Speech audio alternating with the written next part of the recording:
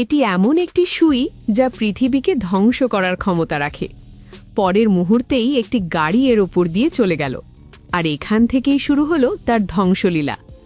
লোকটি গাড়ির টায়ার থেকে সুইটি বের করতেই তারা ভয়ে শিউরে উঠল।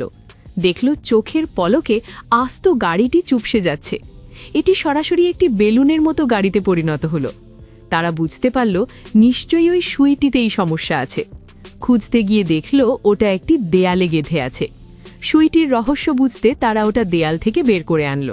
আর ঠিক তখনই আগের গাড়িটির মতোই বিশাল এই বিল্ডিংটিও মুহূর্তের মধ্যে চুপসে নিচে নেমে এলো। এই দৃশ্য দেখে তারা সুইটির ভয়ঙ্কর ক্ষমতা টের পেল। এখন তাদের কেউই আর ওটা হাতে রাখতে চাইছে না। যখন তারা সুইটি একে অপরের দিকে ঠেলছিল, তখন এক পুলিশ অফিসার তাদের মারামারি করতে দেখে এগিয়ে এলেন। পরিস্থিতি বুঝতে তিনি কাছে এলেন, কিন্তু দুর্ভাগ্যবশত তাদের অসাবধানতায় সুইটি গিয়ে বিঁধল অফিসারের হাতে।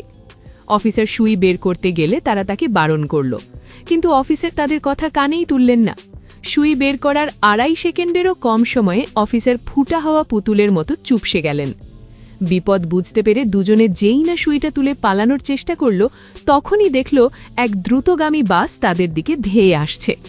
আর কোনো উপায় না দেখে সে হাতের সুইটা বাসের দিকে তাক করল, আর যা ভাবা তাই, নিমিষেই বাসটি ফুটো হয়ে চুপসে গেল, আর সে যাত্রায় তার প্রাণ বাঁচল।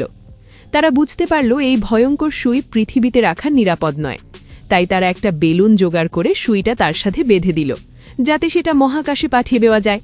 কিন্তু দুর্ভাগ্য, বেলুনটি বেশি ওপরে ওঠার আগেই ফেটে গেল, আর সেই সর্বনাশা সুই সোজা নিচে পড়ে মাটিতে গেঁথে গেল। দুজনের সুইটা তুলতে যাবে, ঠিক তখনই দেখল এক পুলিশ অফিসার পাম্পার দিয়ে নিজের শরীরে হাওয়া ভরছেন এবং তাদের ধরার হুমকি দিচ্ছেন। ভয়ে তারা তাড়াতাড়ি সুইটা তুলে পালানোর চেষ্টা করল, কিন্তু কয়েক কদম এগোতেই হিস হিস করে হাওয়া বের হওয়ার শব্দ কানে এলো।